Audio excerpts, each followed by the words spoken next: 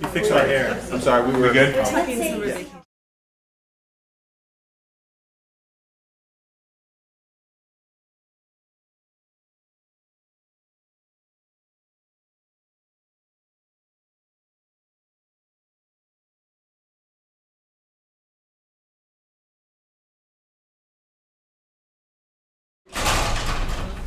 Hello, thank you everyone for coming out tonight. We are doing our curriculum committee meeting first. There is no public comment for tonight's meeting. So we will begin with the Penridge Cyber Program updates with Mrs. Gurish, Mrs. Fair, and Dr. Brewster Scheid. Thank you.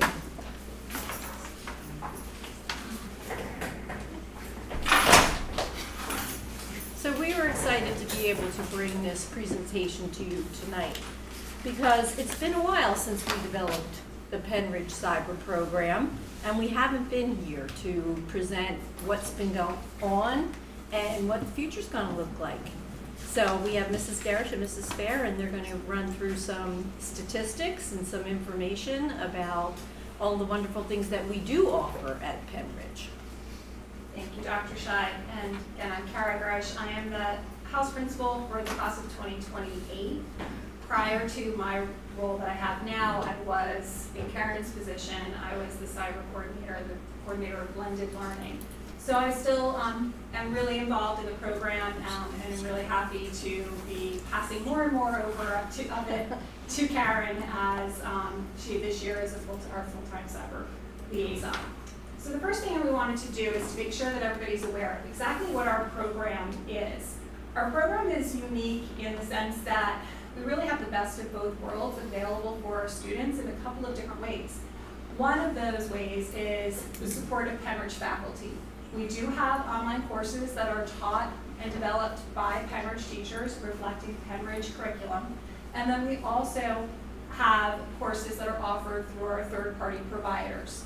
Our primary third-party provider at this point for Penridge Online Learning is Edgenuity Imagine Learning. One of the things that maybe many of you have realized is that education companies buy each other up and change each other's names and keep some legacy names and create hybrid names. So it was Edgenuity, it was purchased by Imagine Learning. So you'll hear us go Edgenuity, Imagine Learning. We kind of go back and forth between those two terms, not just because we want to, but because they do the same thing to us. So the support from Penridge faculty and from our third-party provider, which we'll talk more about in just a little bit. We're really excited that we are able, with this one provider, to provide a variety of courses, different levels of courses, flexible courses for kindergartners through 12th grade. So it's not just a high school program, it's not just a middle school program, it's a program that really is available for students K through 12. One of the other things that's great about the program is a student who successfully completes those high school requirements ends up with a prestigious Penridge High School diploma. We have a lot of supports for our students here with Karen as our primary support as the cyber liaison. She is able to communicate to families, communicate between the teachers in the program and the students as well. Our students can participate in a blended day, which means they can take some of their classes online and some of their classes in person. And that includes the tech school. And we have found that there's many students who would like to participate in the tech program and participate in our online program as well. Since they are part of Penridge School District, with whatever school it is, homeschool that they're really a part of, they're able to participate in those grade level activities. So if we were to have a fourth grader at Deibler, let's say, who was involved in the program, we don't right now, but if we did, that student would be able to participate in field trips and events that are for those Deibler students, which is nice as well. So that's a little bit about what the program is, and Karen will give you some more details about what it looks like as we go through. The other thing that I wanted to highlight was really just the history of the program. As Dr. Scheid said, we've been doing it for kind of a long time. I moved into a second grader position in the 2015-16 school year. And that was about the time that Dr. Scheid came aboard, and she tasked me with really taking a look at what cyber options were available within the county and how we could develop a program. Because even at that point, we were trying to create programs that were competitive with cyber charter to bring students back to Pembroke School District and to stop students from leaving Pembroke School District. So those were the goals of the program. We also wanted to take a look at what we could do in terms of using our own teachers and using a third-party provider. And what we found is that a little bit of both really works in the best way because, again, when we're looking at competing with that cyber experience, the cyber charter experience, we want to make sure that we're offering a robust platform, and having that balance between Edgenuity and then our use of Canvas allows us to do that. We've started to develop our own courses here in the 16-17 school year, going into the 17-18 school year, and we started with English and PE. And we still have our English programs running, and we are going to be moving to an online health class rather than a PE class as we go into next year and the following year. The other things that we've done pre-COVID and then at the end of COVID as well, we were really working to market to other cyber charter families. So we would host once or twice a year an event where we would invite cyber charter families into the school to learn about our program. We would usually try to entice them with some sort of raffle or event or food to get families in, and we were able throughout the years to bring some families back once they were aware of our program. And actually, Karen's going to talk about how we are actually doing this again tomorrow. Our cyber numbers have grown dramatically in our post-COVID world. We had a lot of students who started to use our program in that 21-22 school year, and those families have stuck with it. So we've seen our numbers rise. And Karen will be able to go through where our numbers are and what our costs are and our cost avoidance figures as well. So really at the heart of this program is the work that Karen does on a day-to-day basis. So I'm going to turn things over to her so she can talk about her role as cyber liaison. Thank you, Kara. So like Kara said, this is my first full-time year, full-time as a cyber coordinator, and I'm in charge of all K through 12. We don't have any kindergartners in our program. The youngest student that we have is a 5th grader who's actually in a 6th grade class, and I'll go over those numbers in a second, but I'm in charge of all the students. And so on a daily basis, I'm monitoring their attendance, probably a little too much for their liking, but I'm constantly checking in with all stakeholders, whether it's a guidance counselor, a house principal, a head principal. I make meetings down to the middle school, so whenever there's an IEP meeting, I am the regular ed teacher that shows up, and I'm available to talk to the parents as well too. I onboard on both the students and the families, so I like to say it's my little spiel that I go over, and there's actually an onboarding video that they have to watch. I help them get set up, again, I'm called Ingenuity, because that's what it's on PSD Key. I get the little icon set up for them. I'm able to enroll both the student and the parent. There's actually a parent guardian portal that allows the parent to be involved as well too. You're going to see some data later. I meet with our Ingenuity rep once a month. She's what we would call an academic coach through Ingenuity. And this fall, she actually shared some numbers and our success in the cyber program, which we are one of the biggest ones that Ingenuity has. So I provide resources to both the counselors and principals at any level. So the other, back in December, I was over at Deibler. At the high school, I attend every weekly house meeting with all the principals to keep them updated, because the majority of our students, cyber students, are in high school.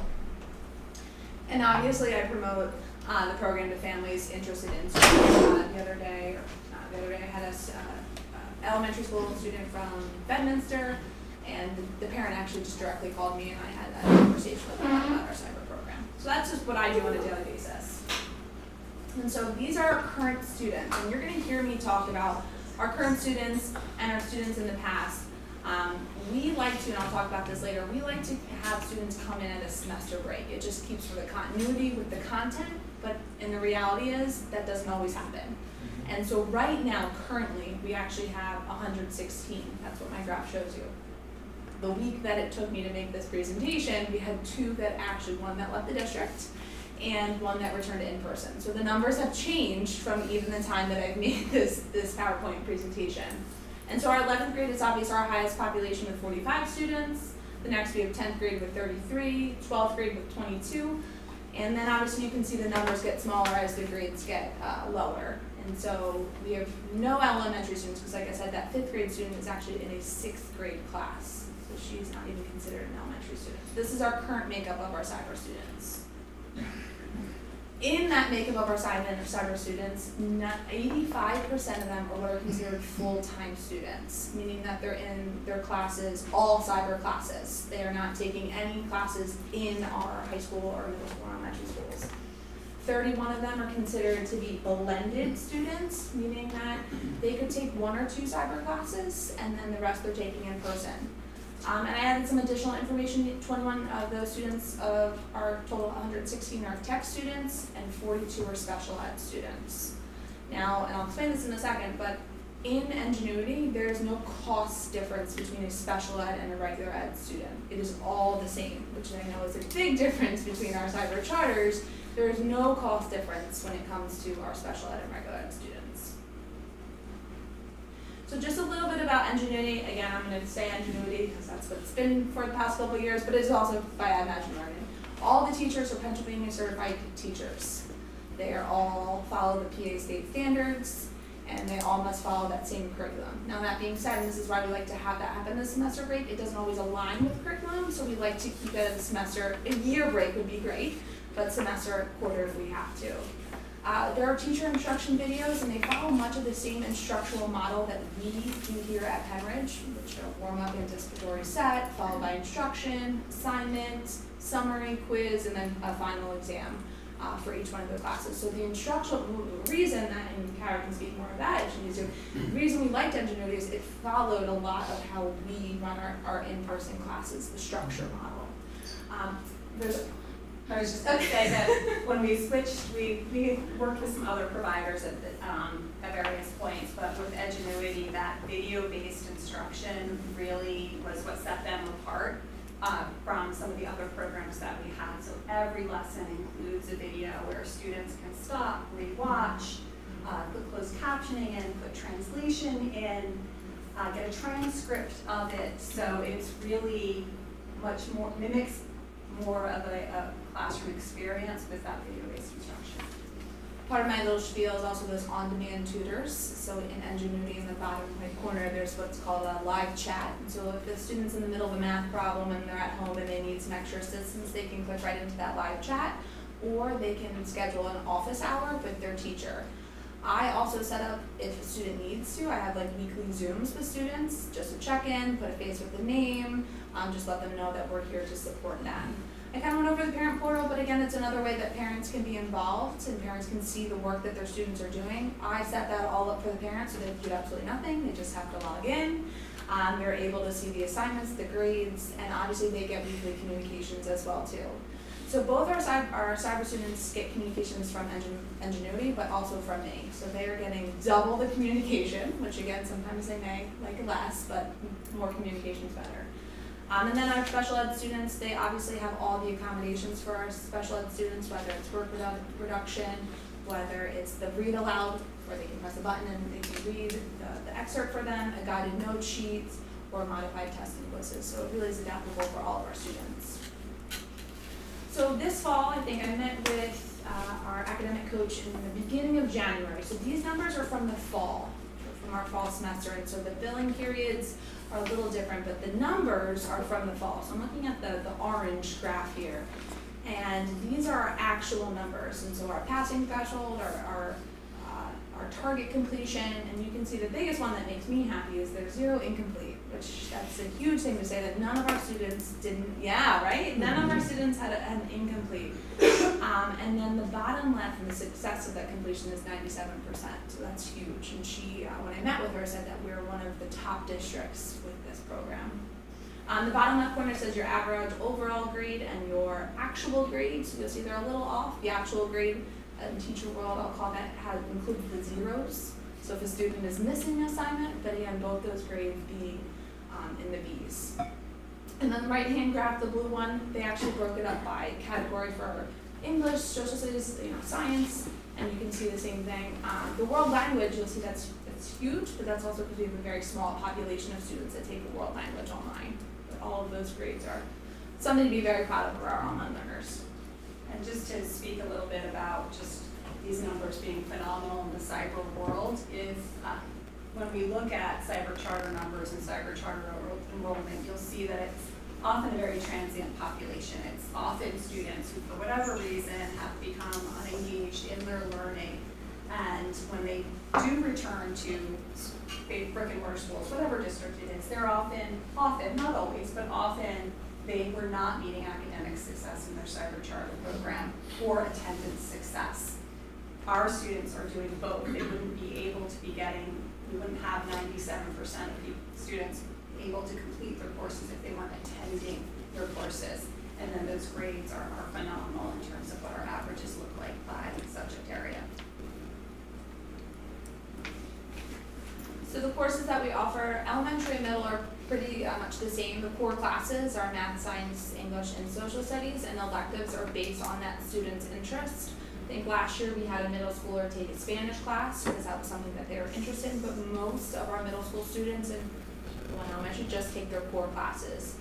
It's when we get to the high school that the fun stuff begins. All of our courses that we offer in Ingenuity, they all align with Penn School District. I actually sat down with the program of studies and the Ingenuity program of studies and compared the two. And I pulled out the courses from Ingenuity that we offer here at Penridge, and students in cyber are only allowed to take the courses that we offer. They can't take something that we as a school district do not offer. And so that came out to 49 of those being core courses, 12 of them being APs. This year I have the most APs. I have 4 students in AP classes and 51 different elective courses that we offer with Ingenuity. So something I like to say, and I'm pretty passionate about this, and Karen knows this, that each student's different, and each student's schedule is going to look different, and their story is going to be different. So what that student needs is going to be different from student A to student B. And so cyber allows that, right? Cyber gives that flexibility, that if a student just really needs to take a PE class online, we can give that opportunity to that student, we can provide that. But that being said, the numbers that I'm going to show you now are going to be a lot of numbers, and some of them I'm going to share as hypothetical numbers or potential numbers. So we can go through them. So right now, for a full-time student, right, if a student were to be in Ingenuity for full-time, it would cost them, secondary, $4,800 a year, compared to, I think, cyber charter is close to $15,000. Elementary, it would be around $3,200 a year. And so the numbers of Ingenuity are far smaller than the numbers at a cyber charter school. So I wanted to put them up. Oh, that's fine. I wanted to put them up first, just so because I'm going to use them in our next slide. So the next slide, I took the numbers from the cyber charter, right? So we have the cyber charter regular ed students, and then we have our cyber charter special ed students. I reduced the amount that it would cost for Penridge Ingenuity, and we obviously have a savings of around $10,000, around $30,000 for a secondary. And then obvious below, I did the same thing for our elementary students, and we could save around $12,000 and $31,000. So just to reiterate that, every time a regular ed student who lives within Penridge School District selects a cyber charter school, the district gets billed $15,416.43. If that student were to participate in our program, a secondary student, it would cost $4,800. So that savings is substantial.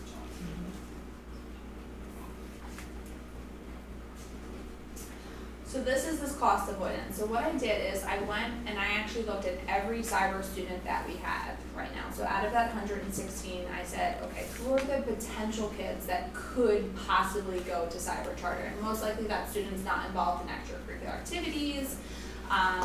Most likely that student has no ties really to Penridge, right? And so I looked at those numbers and what I came up with, and so this is my hypothetical slide, my potential slide. So special ed students, I found in Q1, that was 22 students, and regular ed students was 25. And so I took the rate of the special ed and the regular ed, divided into 4 for our quarters, and I came up with this potential saving cost. So if the current students that I have right now in my program were to leave us and go somewhere else, this is how much it would cost the district. We obviously don't want this, we want our students to stay with us. And so I did the same thing with second quarter. I sat down, I went through the list of students and who could be our potential candidates to leave us and go to cyber charter. I broke it down, we had 20 special ed students and 30 regular ed students. What Karen and I did find in all of this funding, and it doesn't sound like a lot, but when I read you the numbers, it's going to be a lot. We found that there were 8 students currently in our program, in our Penridge program, that have a history of cyber charter. 4 of them being regular ed students and 4 of them being special ed. And if they were to leave us, since they are in our program, we are saving roughly $200,000 just from those 8 students. So that's real information and real data I can give you there, that just out of 8 students, we're saving the district almost $200,000. And so our hope is, with the next tomorrow night actually, which I had working before the last meeting, is to have what I call a back to school night. We are trying to bring those cyber charter students back to Penridge and show them all about our program, our Ingenuity program that we have offered here. So, I don't know if you can add more to. No, I just know this slide can be Yes. a little confusing and overwhelming, and having worked with cyber numbers since the 2015-16 school years, it is very difficult to predict what each person is going to do. So what we really did, as Karen mentioned, looked at the students who aren't taking a class just because, not just because, but because there's a medical issue or a mental health issue. We were looking at those students who aren't just one-offs, that for some reason they just are taking advantage of the program for one class. We really looked at the students who potentially could leave, and we just did the numbers based on that. We're always, and I did these presentations in the past, this is the slide that always made me a little bit nervous. We really try to be conservative with these numbers because we don't want to be disingenuous. We don't want to be overselling the program. But it's hard not to say that this program is saving money. And based on our best guesses, that red number at the bottom is what that first semester savings was. And as Karen mentioned, with the 8 students who have that cyber charter rate, that they account for about half of that. I just want to add one more thing. You've done a fabulous job, so thank you both. One of the other goals that we had originally, and it's still one of the goals, I just want to highlight it, is that we felt like if we could bring the students here and get to know them, we would build relationships with them, that they could be part of this community. So as Karen has the night tomorrow night and brings the families in, that's what we're hoping for. That you live here, you're part of Penridge, and that in any way, whether it's through 1 class, 2 classes, or even if you want to come the whole day, that you would become part of the Penridge community. And whenever we have a parent reach out and ask about the cyber program, let's say the student is currently a face-to-face student, and for whatever reason they're thinking about cyber, as soon, correct me if I'm wrong, Karen, as soon as we let the parent know there's the possibility of a blended day, you can feel the sigh, this like sense of relief of the parent, like, okay, I don't have to make this decision. It's not all in one thing or all in the other. You can trial 1 class or 2 classes until the student can prove that they have what it takes to be a cyber learner. It's a very different experience than being a student in a classroom, a physical classroom. To kind of echo what you're saying, and I will say, my first job out of college was as a cyber school educator. And one of the things I noticed really quick is that in order for a kid to be successful in a cyber model, you have to have one of 2 things. You either have to have a kid that really cares about their education, or a parent who really is able to care on that kid's behalf. And if you don't have one of those 2 things present within that home, 9 times out of 10, that child is not going to experience success. But it sounds like what we have here, which is really great, is you have somebody within your community who cares an awful lot about your child's success, who's going to give you that push, give them that accountability to make sure that they are still receiving that instruction, receiving that information.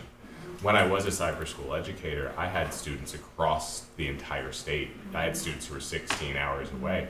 There's no way I could reach out to that student to give them the support that they needed, to get them on the computer, to make sure they were doing what needed to be done. And even within the kids who were close, I had a homeroom of kids I was responsible with who were all the way up to 3 hours away if I wanted to support a student in person because they needed that extra push.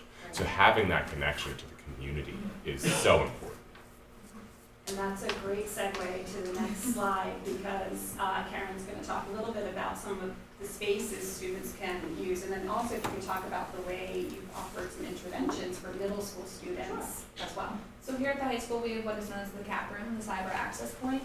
It's a classroom that I will say all of our blended students attend. So in their block, in their schedule, it will say CAP. it'll say CAP Sport, and that's where they go during that block to work on their cyber course. I am frequently in there in the morning and the afternoon, checking on students, and again, it's that connection with the students. I'm able to put a face with a name, they know who I am, they know that I come up in the morning, they know I'm in the afternoon, so if they have questions, I'm there to help. Sometimes we encourage our full-time cyber students to come in, right? If it's towards the end of the quarter, or if they need an extra push, if they need something, we encourage them to come into the CAP room. It's a place designated just for our cyber students to work. In the middle school and the elementary level, we've created spaces where I can just go down and I can sit with that student and I work. I am always open to setting up Zooms and working with those students as well too. The head principals at each of the middle schools know me by now, and I'm constantly going in there to meet with those students and just provide that reinforcement that they may need. And so this was my invitation that Kara and I created, and we mailed out a month ago, a couple weeks ago. I can't remember the exact date we mailed it out. We invited all of our cyber charter students to come. And so we sent invitations to every single cyber charter. We're gonna have it tomorrow night. Snap and go to the library, where we're gonna actually have a representative from Ingenuity come. She will discuss about the program, and obviously I will be there to answer every question for her. So we are trying to bring those students back to be a part of our program.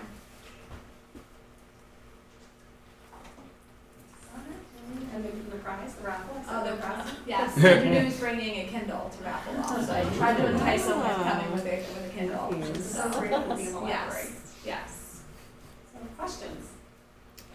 I don't have a question, but I love the presentation. I feel like this is the information that I actually needed to really be able to see, and I think the community is really important for them to see. And I loved the learning information night, because I think that's an opportunity, because I am interested to know why we have families that would rather go to a cyber charter, when we've heard before and today that we offer so much more than what they do. So just to kind of have a better understanding and then to bring them here. I don't know if you're also inviting families that are currently in our program, because maybe hearing it from a professional can be something different than hearing it from another family. But I was in awe with the presentation, and especially, I loved what you're offering tomorrow, but you really see the number of how much we can save and how much we're spending on these children that are receiving this education, which doesn't seem on par with what we could give them. So I really appreciate all the time that it took to come up to, put this all together and present it. Thank you. And the savings is only a small part of it. I mean, it is a dollars and cents thing, but it really is, like you were mentioning, that being a part of the community and really believing that having a student connected to a building, connected to face-to-face, to teachers, to other professionals is what is so important and is what makes school school. We wholeheartedly believe that, right? But we know that some students need other alternatives, so it's nice that we can offer it for them. And hopefully our goal is always to get that student to be that blended student, get them to dip their toe into those face-to-face classes. Yeah, that's a great offering, the blended, and knowing that they can come to, if there's a field trip they can go to, or come into certain classes. Like, that is also something that maybe families, I didn't realize that, that families can take that opportunity to be able to do that. Yes, sports, at the high school level. Right, I think that's great. Can any cyber student can do our sports though, They right? can. Yeah, okay. That was one of my questions. Yeah. I was trying to remember from the different presentations. But not field trips. Things that happen during the school day, Okay. typically, they would not be a part of. So anything that is a class, but the rules change every year.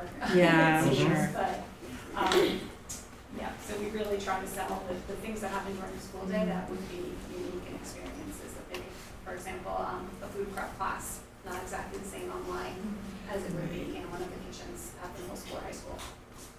The other thing I think that was really important of what you were showing here with us tonight is that slide of Penridge Online Learning student success stories. And just how many kids we are having that are successful in our program versus what I know the numbers are at cyber charter schools across the state. And I think a major part of that comes down to the idea of what are you selling? For a lot of the question, once you add a for-profit element to education, the question becomes, what is the product that you're selling? It's very clear that the product that we are selling is a high-quality education through Penridge, which I think it is often tempting when you're a for-profit institution to instead sell something more akin to the diploma than the education itself. I do have questions. Go for it. Along with all the Sorry. compliments though too. Sorry. I feel, and again, like for the forward thinking for having this in place since 2016, like that was very smart. So I appreciate that. So some of my general questions are things like Karen, your time and the space in the cap room. Is there a threshold on number of students that we can have before we're going to need some more internal help? For myself, I don't think so. I would say there's gonna be the capacity in the cap room just because it is the size of a classroom. Yeah. So right now, on average, maybe 10 students. So if that number were to triple, we're gonna, have a very small space for our students to go. Okay. This is the most I've had. Last year, I think I had 102 was the highest, so 116 or 114 is the highest number that we've had in our cyber program. I don't think the number is unmanageable, no, but I will be concerned if our blended students grow, which we hope we do, just Right. space for them in the pool. Right. I agree. I hope they Yeah. increase too. I'm just trying to think of like the semantics around it. When you were talking about that they can switch to in-person during the semester, even though you're trying to do it like at the semester breaks, I just don't know enough about this. So do some students have options where they're like, I'm gonna do 2 days in, No, so or that is would it? that would be okay. a student that has a medical need. Okay. Most likely that student needs to be out of our school building for a certain amount of time, and therefore we need to give them an education, and that's where that switch comes. If it is just a random Tuesday and Joey wants to switch it, we're not gonna make that change. It needs to happen at the semester change unless there is, and Dr. Scheid knows this because she gets the applications, unless there's a medical need or some need that student needs Okay. to better their education. But we'd like to be at the semester break because that's when our classes change and it keeps with the continuity. Yeah. Yeah. Doesn't always happen, right? Doesn't always happen, but that's what we like. As well, the courses that Edgenuity offers align to Penridge, or to Pennsylvania standards. The scope and sequence might be a little bit different. So, for example, especially in a world language, the vocabulary that was taught in our semester 1, Spanish 1, may be very different than the vocabulary that was taught in Edgenuity's Spanish 1, semester 1. Okay. So we don't like to have people jump in halfway through a course. We try to avoid that as much as possible, just for continuity of instruction and curriculum for our students. And I will say the content is very challenging. The Edgenuity content itself, it's tough. And we talked about this at the last meeting too, that even the other cyber charter schools follow a lot of the same curriculum too. So the concern that like if a student switches, if there's going to be a learning gap or anything, we feel like, okay. I can't read And without that my would happen readers. if students switches any school. If they move from Sauter to Right. Penridge mid-year, there's going to be shifts in curriculum. We just try to avoid it because we know it's best for students whatever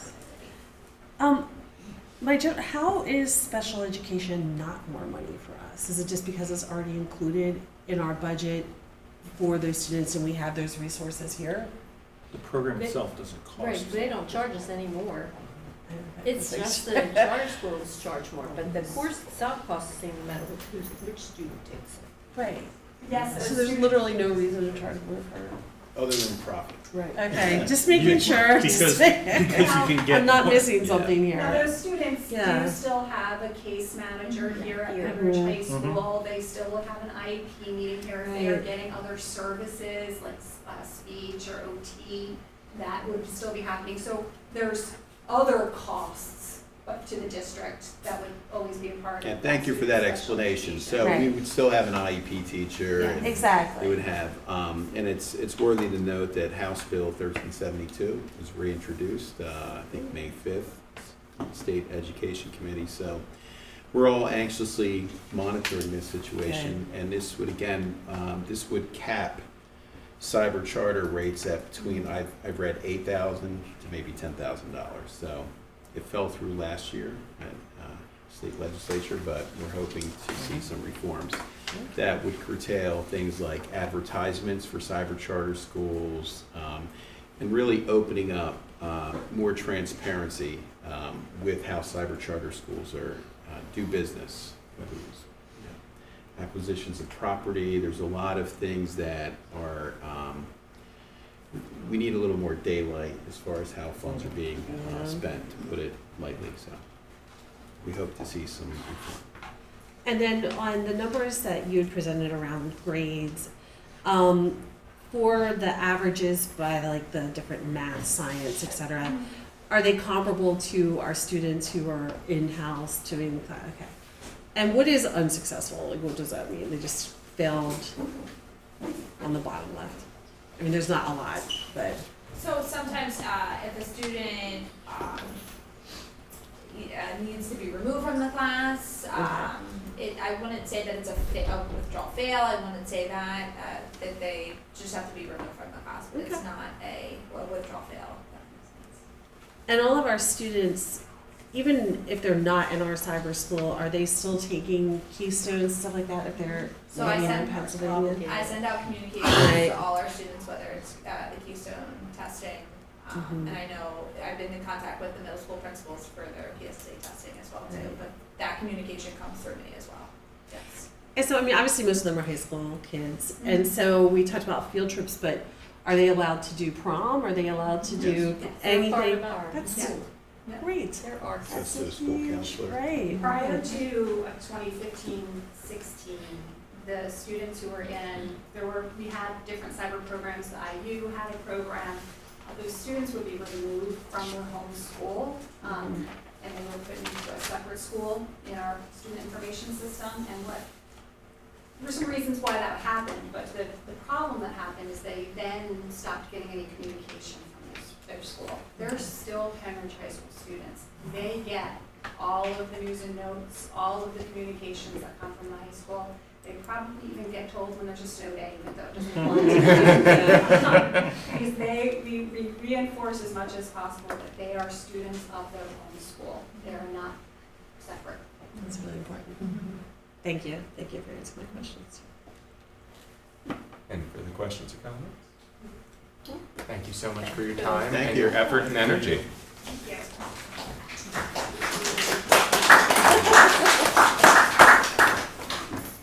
All right, obsolete books for review with Dr. Brewster Scheid. Oh, okay, does anyone have any, is that slide up there, Chester? I'll go over. Let me go over. I mean, I'll go over.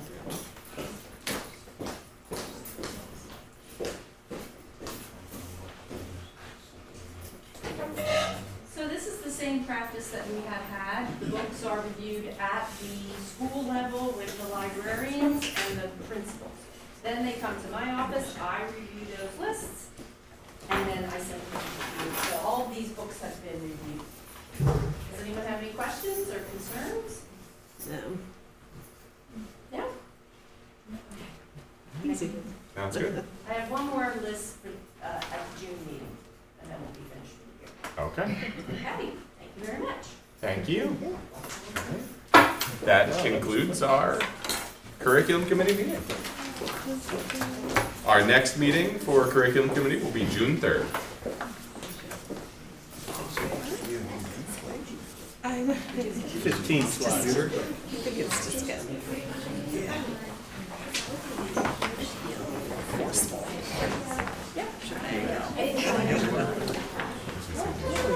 Sorry.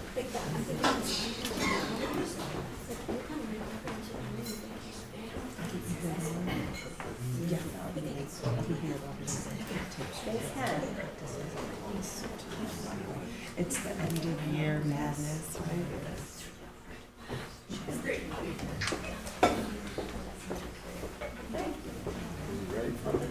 Yeah, you just get some water. Sorry. I apologize. We ready? All right, wonderful. So we will start today's Student Services Committee meeting. Mr. Johnson isn't here today, but Dr. Palmer will be here. Thank you very much. We don't have any public comment, So we will move on to the items on the agenda. The first will be the ski and snowboard overnight trip proposal in Western USA. How you doing? My name is Jason Plowa. Thank you for taking the time to allow me to speak tonight. This is just a continuation of the trips that we've been running for the past few years. You see on the proposal that we started this trip in 2015, and with the exception of COVID, we've been able to run a trip successfully every year. We try to give the kids just different opportunities with each trip. This year we went to British Columbia, which was the first time we went out of the country. It was an overwhelming success. We tried to go to Whistler a few years back, but we just couldn't put it together logistically. So some of the kids came to us and wanted to revisit it, and we looked into it, and we were able to pull it off. So this year we're looking at going back in the Western U.S., possibly Wyoming, Idaho, Colorado, Utah. Probably not Colorado; it's too expensive. So what we do is we have our current student officers. They come down to my classroom. We have a bunch of meetings, and basically we plan the trip together. So we'll investigate different places to go. There's obviously parameters like as far as distance away from an airport and available lodging and ski resorts and things like that. But we try to put together the best trip possible. On the proposal is the sample itinerary, which is excuse me, flexible, just because depending on where we go, sometimes we have to drive a little bit farther to get there, and sometimes the mountains are a little bit closer. So it all depends on the location that we go to. We sell the trip to the kids in the sense that it is the first time that a lot of these kids have been on a plane, out of state, on their own. So they cook, they clean, they prepare all the meals, and they do that for each other. And so, you know, it shows them teamwork. A lot of these kids, they're about to go away to college or to whatever is next in after high school. And it's really, really cool to see them adapt, overcome, problem solve, work together, and just figure things out. So we have a lot of meetings leading up to the trip on safety and expectations.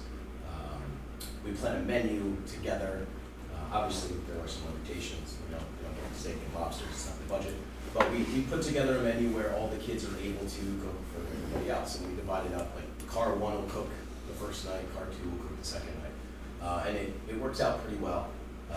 There are some issues along the way, whether they don't read the instructions or go on dish soap in the dishwasher. All these things have happened on these trips. And it is what it is. We deal with it when it happens, and it's a learning lesson. So for the most part, the kids have been phenomenal. Actually, in every situation, the kids have been phenomenal. So they're vetted. They have to be in good academic standing.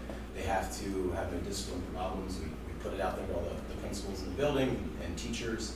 And we tell the kids that if this is something that you want, you know, you have the opportunity to save up and to help support this program and get a job. If you need to get a job, ask grandparents for money for birthdays and things like that. So the cost for next year's trip went up a little bit. Obviously, our goal is to make these trips as cheap as possible. So if we're able to save money with the flights are a little bit cheaper, the lodging is a little bit cheaper, then the final payment just gets reduced. In some years, I've been able to cut over $300 off the trip per student, but it's one of those things that it's hard to throw a dart at.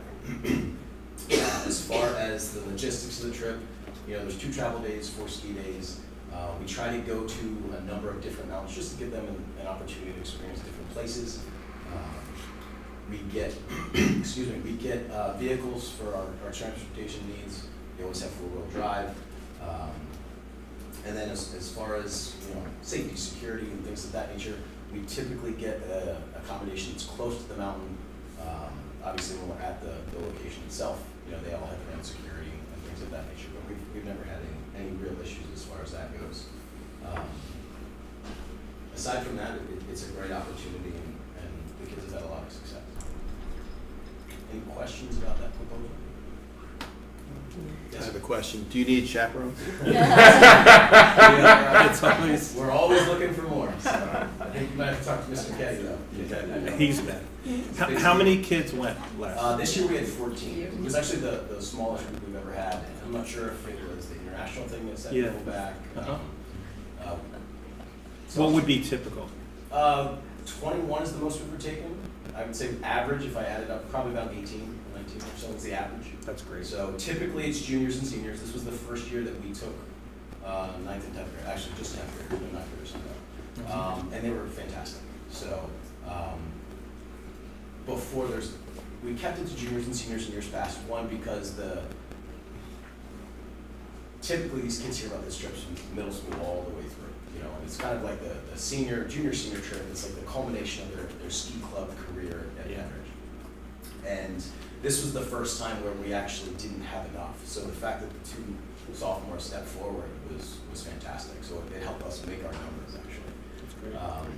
And they were fantastic. So we had a couple freshmen that wanted to go this year, but they actually wanted the Quebec trip, so there was a conflict there, so they couldn't go.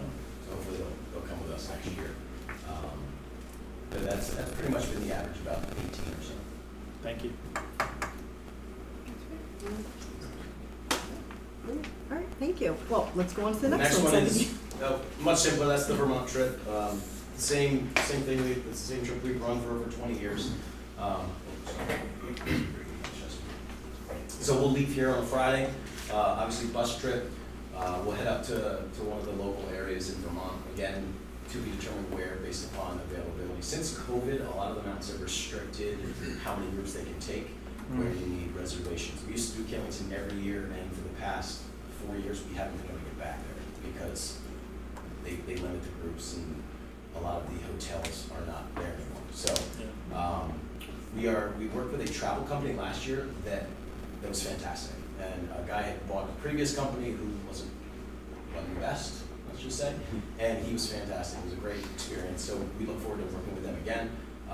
We have lots of different vendors that we've worked with up in New England, so we have a good reputation, we have a good group of kids, and the hotels, the mountains, they love working with us just because we have such a good product that we bring around. So we leave on the Friday, stop for dinner on the way up on the thruway somewhere, ski Saturday, Sunday. We leave the mountain about 2 o'clock on Sunday. That way we're home Sunday night around 10 o'clock, 10:30 or so. Same rules apply, so they have to be good academic.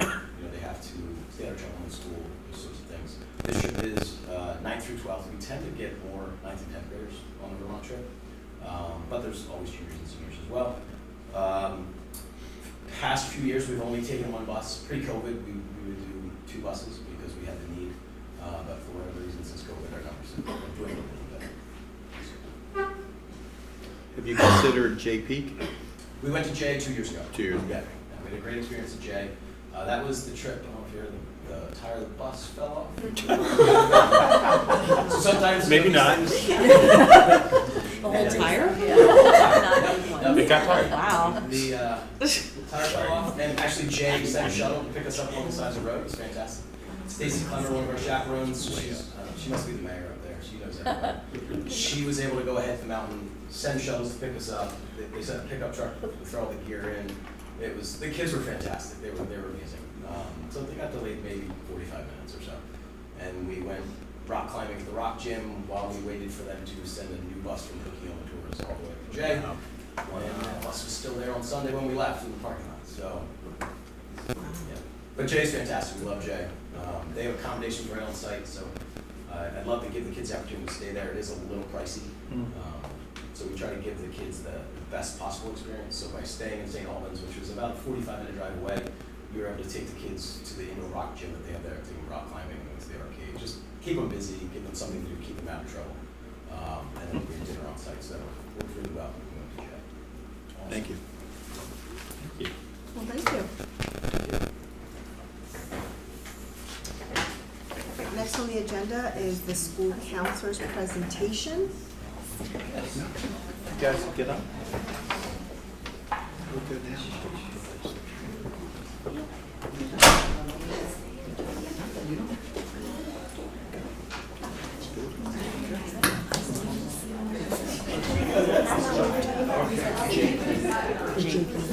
Yes. Oh my God. Right on the million, flipping to Canada.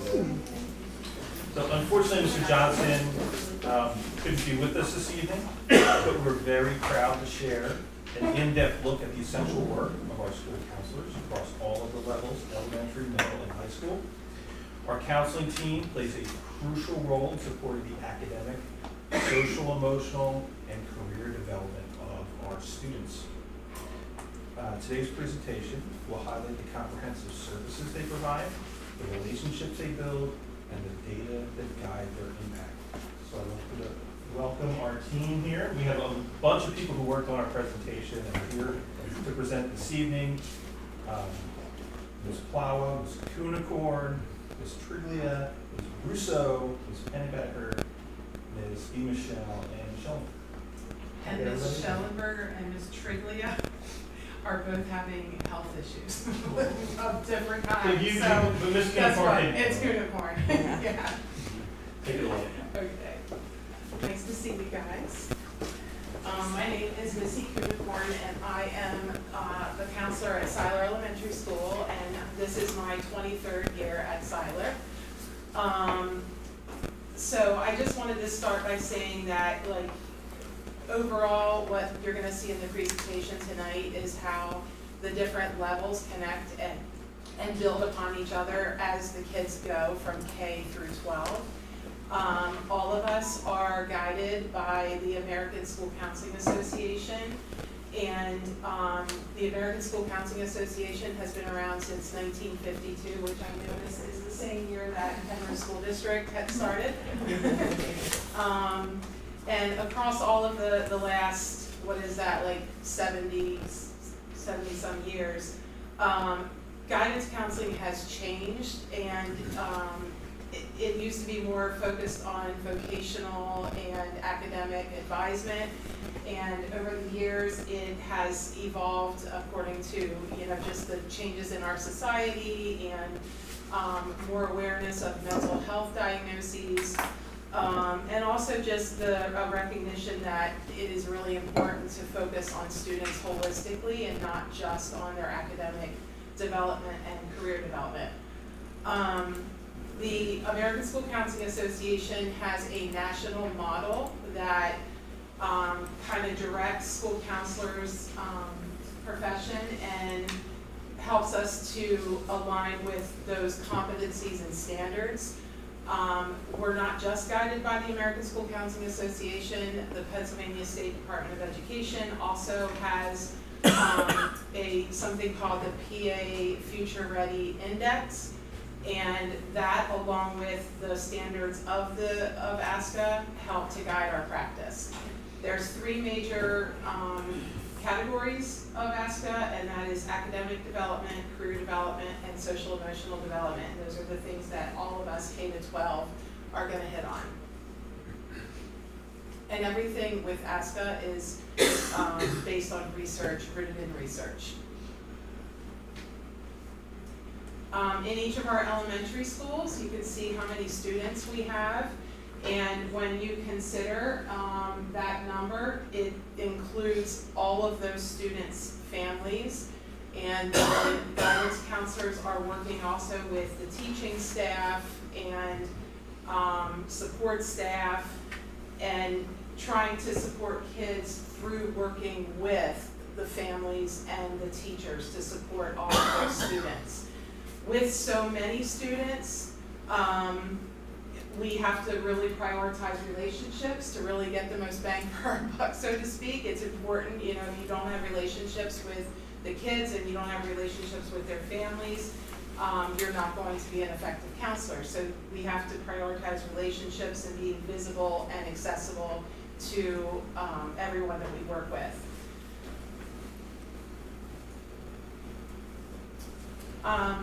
So the ASCA standards are, our counseling role is based on direct services as well as indirect services. Direct and indirect services include the things that you see on the slide. And our role within all of that is to help students to understand and maximize their skills in identifying their feelings, being able to regulate their feelings, and this is at elementary level, have self-control, understand how to cope with the feelings they're having, making decisions, problem solving. So elementary school counselors, with everything that we do, it kind of comes back to trying to support those skills in elementary school students. One of the things on there at the bottom, positive behavior intervention supports. So as a whole school system, we each of us has a different way of doing this, but systemically, we develop and coordinate and collaborate with other school staff to carry out the positive school-wide interventions. And at Siler, that's the PROUD program, and we kind of like, we built that over the years, and that has to do with like being proactive, raising the bar, being optimistic, united, and determined. But each of our schools has a different program, and school counselors are responsible for building that program, maintaining that program, championing that program, and that also supports the skills that we're trying to build in our kids. Another role of a school counselor has to do with crisis and mental health. There are the ways that we deal with that. If we need to refer students or families to support services, we have internal supports like our social worker, our school district social worker, we have a school psychologist, we have a behavior specialist, we have a lakeside counselor. RAMPACS helps with food insecurity, and then external resources that we're able to refer to are children and youth. We have a list of outpatient counselors that we can recommend, behavioral health organizations, Penridge Fish. So we coordinate with all of these community agencies and try to kind of problem solve alongside of families to where we can best support their kids. One thing I wanted to kind of chime in is mental health and trauma is a really significant part of students and education nowadays. And over the last 23 years, I know I've seen such an increase in the severity and the frequency of kids that need supports. So thankfully, Penridge has really kind of gotten their act together a little bit more over the last, I'd say 3 to 5 years, but we have a long way to go. Thank goodness we now have a lakeside counselor that can meet with some of the students that really do not, either they don't have access to outside counseling or their family just doesn't value mental health support, but they will agree to it when it's happening during the school day, and they need it to be able to access their education. Sorry guys, I'm the only one doing all this. I feel like my voice is like getting old. Academic development, so that was social and emotional development. At an elementary level, the way that school counselors help support academics is mostly by being a part of the different teams at an elementary school.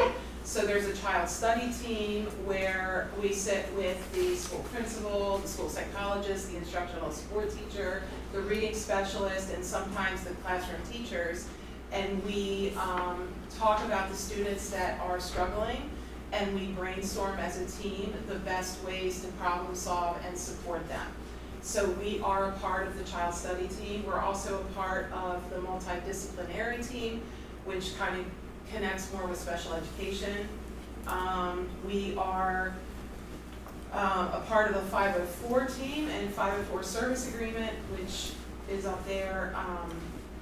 If a student has a disability but they don't qualify for special education, then we are the case managers for those students. So say a student has attention deficit disorder and they don't qualify for special education, we are the ones who manage their service agreements for the accommodations that they're getting in their regular education classrooms.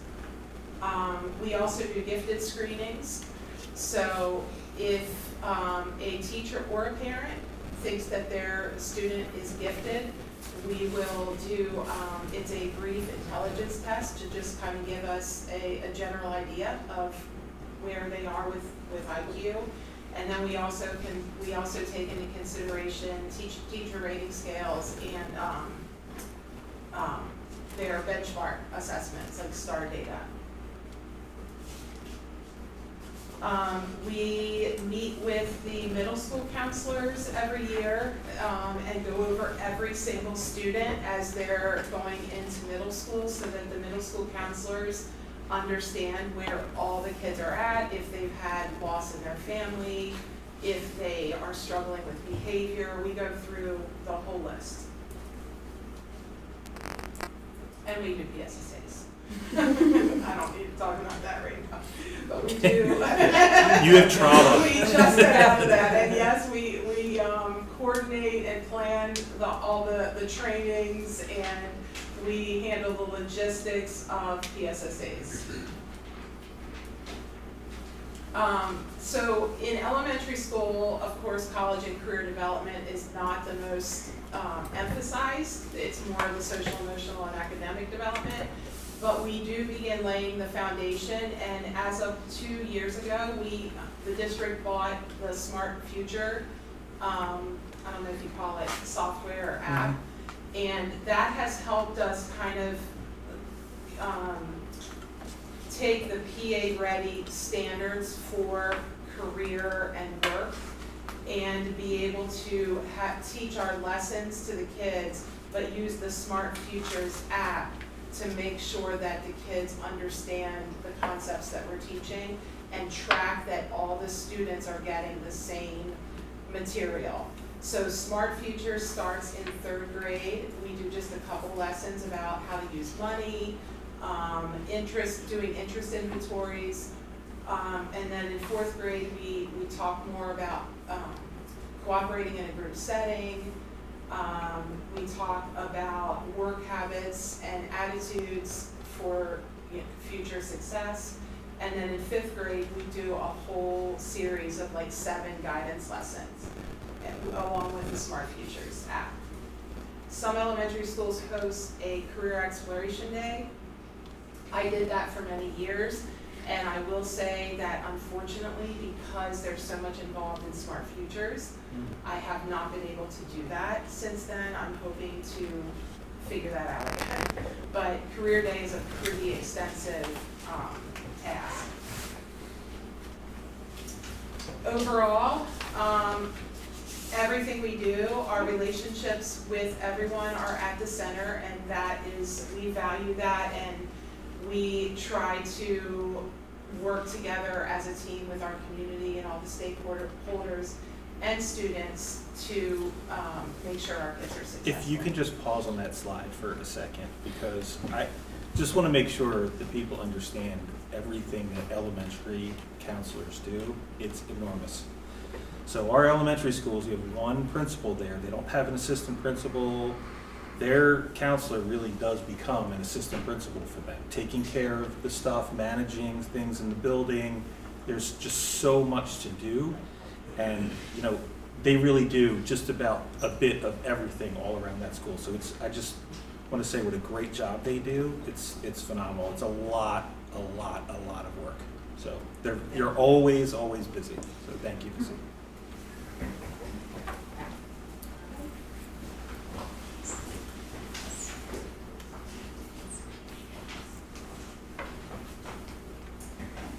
Good evening, everyone. Thank you for allowing us to come here and share with you about our guidance program. My name is Laura Russo, and I am one of the school counselors at South Middle School. I've been a middle school counselor for about 30 years. I wouldn't want to be at any other level. I love it. So here at Penridge, we have 3 obviously middle schools, Central, North, and South. There are 2 school counselors in each building. And the coolest thing about middle school is it is truly a bridge between elementary and high school. And just this evening, Stacy and I went to dinner before we came here, and I saw 2 of my students, one in 6th grade, one in 7th grade, and you never feel like a celebrity until you run into a student in a restaurant or the grocery store. And I looked at her, and I said, I cannot believe how much you've changed since you came in here at the beginning of the school year as a sixth grader. It's just amazing how quickly it happens. It's such a very important time in their life developmentally, academics, socially, emotionally. They are truly trying to figure things out. So when I go through my part of the presentation, when Stacy and I worked on the middle school portion, what we decided to do was kind of take it from a pyramid perspective. So we start with academic and career, which are very important pieces. But you find that at this developmental level, the base of the pyramid is the social, emotional, cognitive development. They are all over the place. There's so much going on at this point in their lives. So she's really going to go into the meat of that. But for starters, I'm going to talk about middle school counseling, academic development. The important thing to remember is that, like I said earlier, middle school is truly a bridge from elementary to high school. And this is the point where we are helping them refine who they are, helping them to refine the skills and the strategies that they will need as they grow up, especially when they leave our middle schools and become high school students.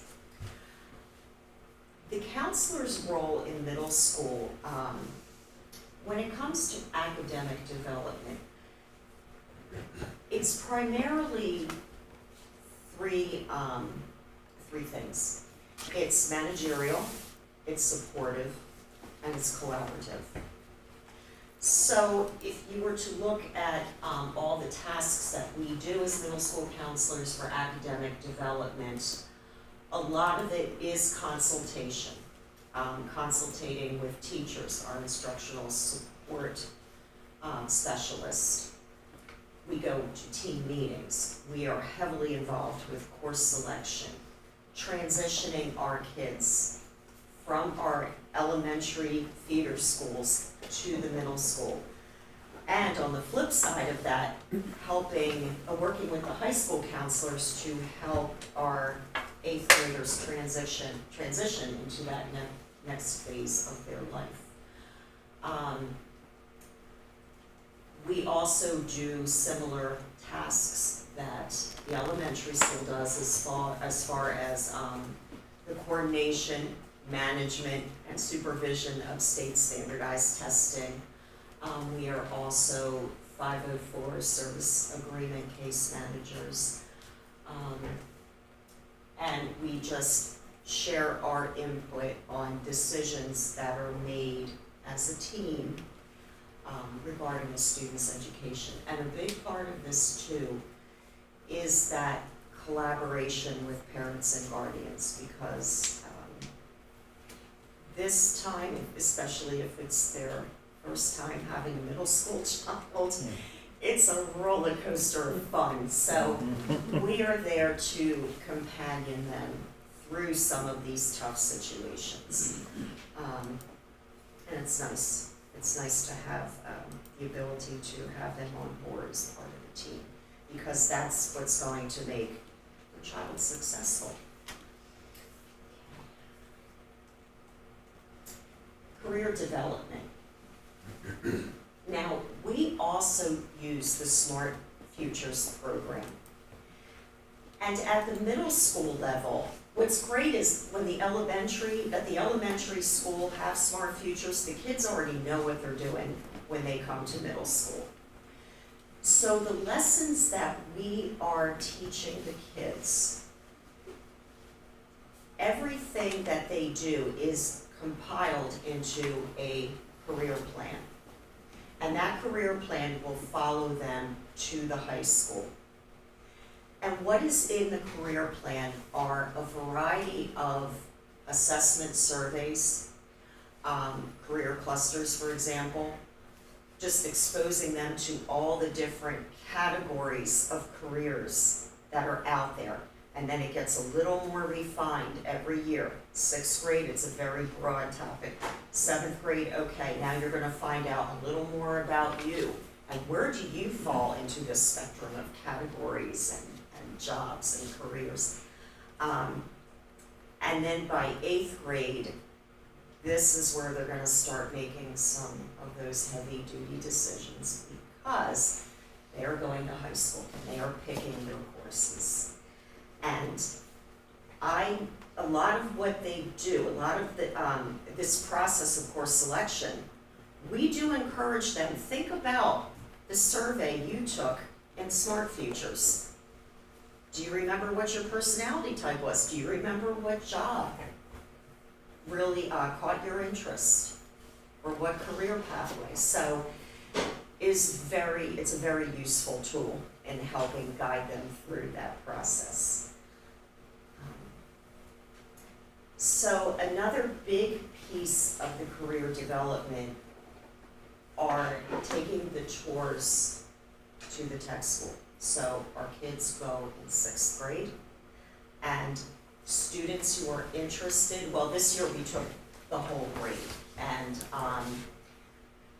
that the kids who are interested in attending the tech school in 9th grade have the opportunity to apply as 8th graders.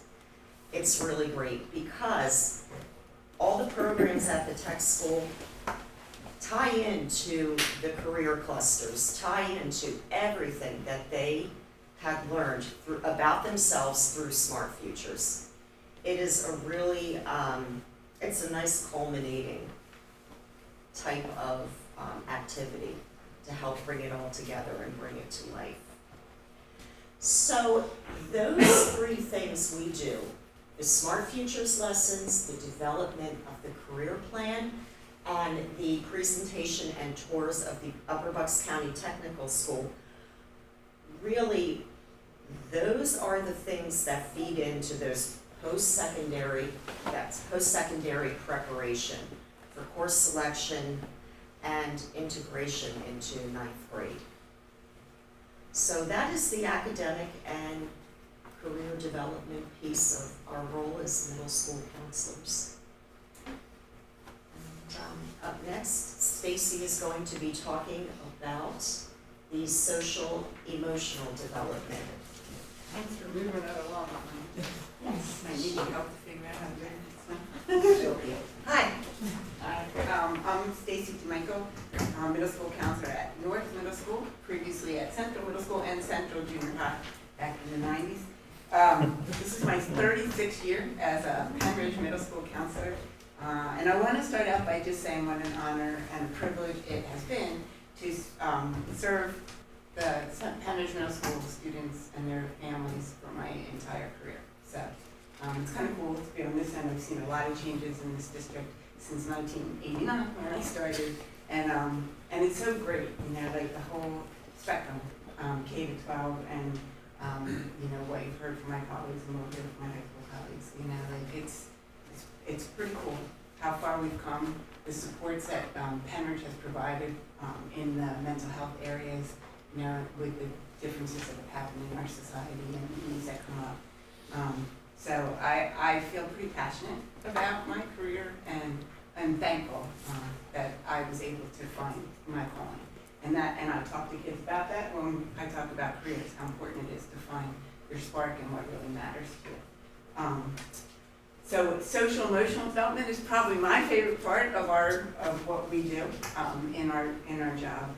We do a lot of different things in about different areas, but supporting the social and emotional development of students, you know, is kind of where my main passion comes. We're all trained in counseling. We have masters in counseling to be school counselors. At the middle school level, we do what we call brief solution-focused counseling, trying to use the time to best to try to help them as they make decisions. We do small group counseling with identified needs that come up when we see a common need. You know, we frequently help students about how to communicate in a healthy way, how to interact and deal with conflict in a healthy way. One of the things I really enjoy is facilitating conflict resolution with restoration in there, like how to kind of own your own choices and how you work with how to make it better and move forward. And you know, middle school students are kind of neat because they're old enough to think kind of on an adult level and talk through things, but they're young enough that they haven't made final decisions, so you can really get them to maybe see different perspectives or different ways of interacting and being, so that, you know, as they move forward, their relationships can be stronger and healthier. We do a lot of consultation as well with teachers and other staff members, and a lot of collaboration with parents and guardians of our students. And then we work with outside agencies with permission and requests of parents and guardians. I do a lot of communication with outside counselors to make sure that we're doing the best we can to support students at school and their needs. Technology is something that I've had to learn a lot over the years.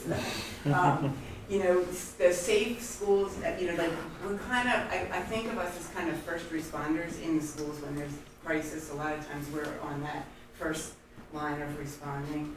And unfortunately, there's been more and more crises and needs along those lines in the last, 10 years, I would say. And you know, our priority is always the safety and well-being of our students, and making sure that parents know what's going on so that they can follow up with whatever the needs might be to support them at home and beyond.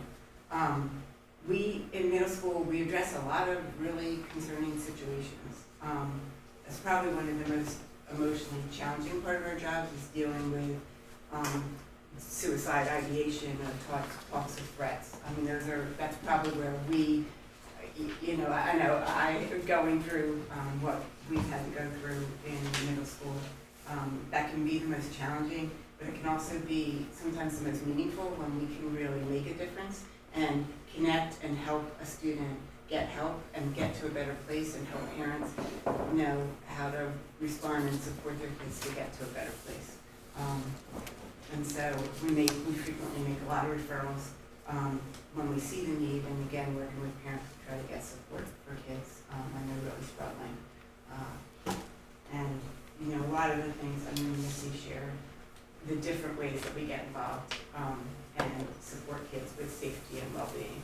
But we're right on the team. We work closely with our administrators, you know, to make sure that we're supporting kids and keeping everybody safe. And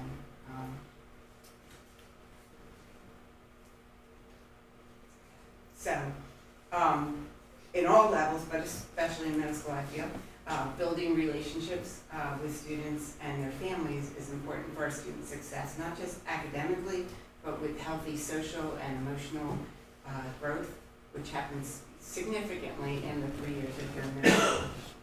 Our students are truly our why, our focus, our priority. And we meet with students individually as needed. We run, support groups, or meet with students in groups as needed. We do meet with every student individually in 6th grade, in the beginning of 6th grade, to introduce them, make sure they know how to get in touch with us and get to know them a little bit.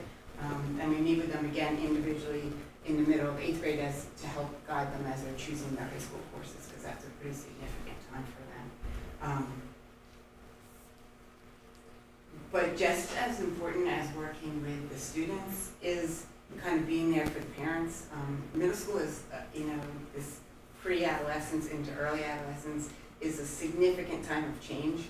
Physically, you look at the difference between an 11-year-old and a 14-year-old leaving our building. I mean, it's a huge time of physical growth, emotional growth, social change. There's so much change that happens during middle school, and for parents especially, like Laura said, if it's their first time with a middle schooler, it's scary. They're used to elementary school and kids, they know the teacher, they know the kids, it's their neighborhood, and it's a big change coming to a middle school and all the different elementary schools coming together and the changes that happen. And I feel like a big part of our role is to really be a support and a resource and help them know that a lot of this is really normal, and values that the kids were raised with, they're there, and they're gonna see them through. And I feel like that is one of our important jobs as well, to help them through challenging times, celebrate the successes and growth that we see during their time in middle school. And then, before you go, I just want to say one thing. Sorry, I forgot. This is my final summary, and I'm retiring this year, so I'm saying it. I believe that we as school counselors have a really unique ability to get to know our students and during some of their neediest developmental times. Through relationships with them, with their families, we can truly impact futures and it can pay it forward. Any student that I help that then goes forward and does something with what they've learned from their interactions with me, that's paying it forward. And that I can't fully express how much that means to be able to influence and impact, kids' lives in that way. Every day when I'm driving home, I reflect upon my day and where I was able to make a difference, whether it was with an individual student, with a group of students, with a family, with my colleagues, being there for them, and that satisfaction and fulfillment I truly appreciate, and it's been incredibly meaningful to be a school counselor in Penn School District.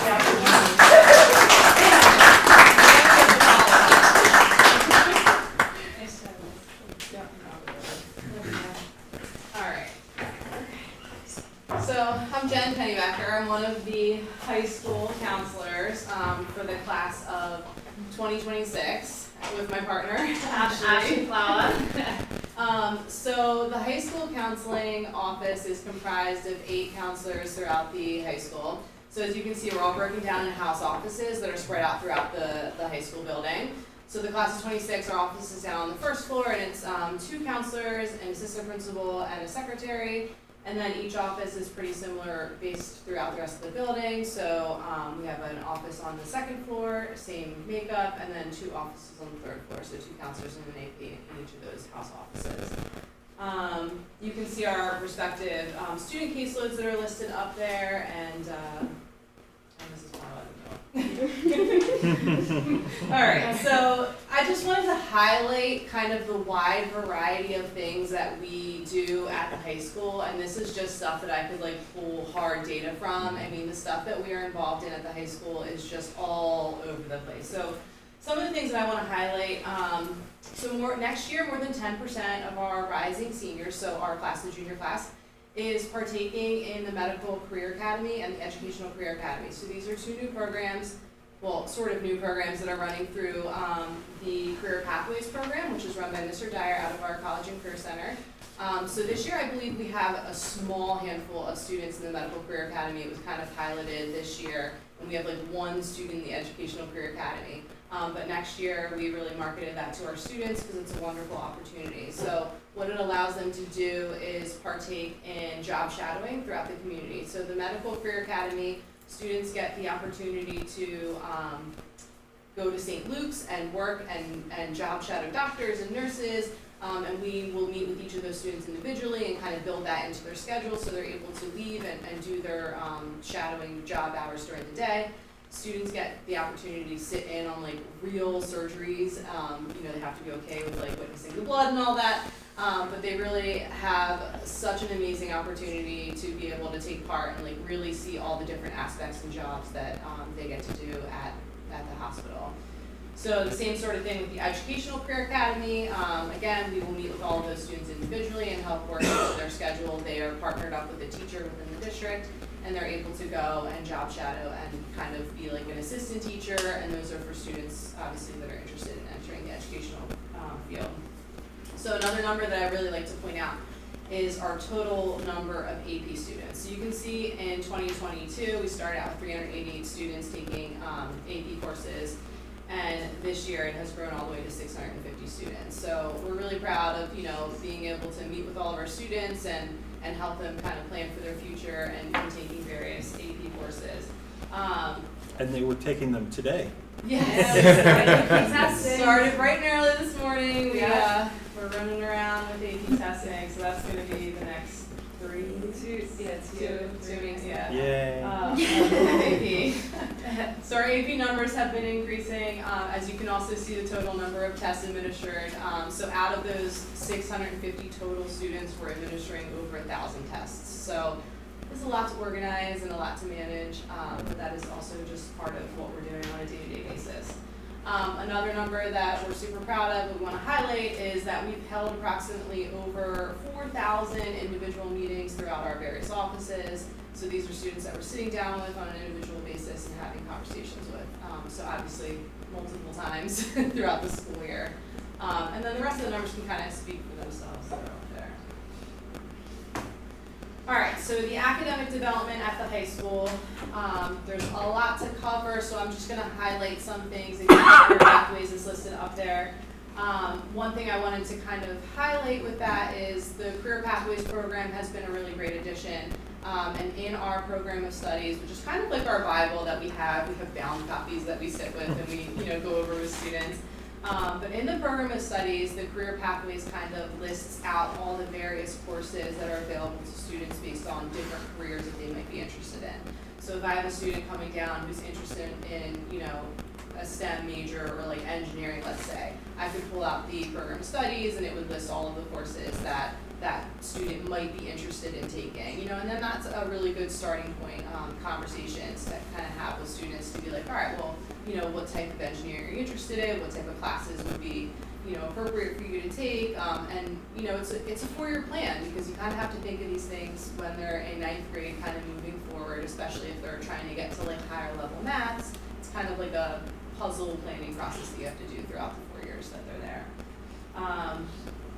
So another thing I would like to point out is our new AP classes. So I know I talked about increasing numbers. This year we had a new course, AP Human Geography, and next year I'm anticipating that our numbers are going to rise even more because of our AP Pre-Calculus course. So again, it's just more course offerings that we're working and meeting with students and finding needs in different areas, interests in different areas, and trying to develop, we're connecting students to those courses.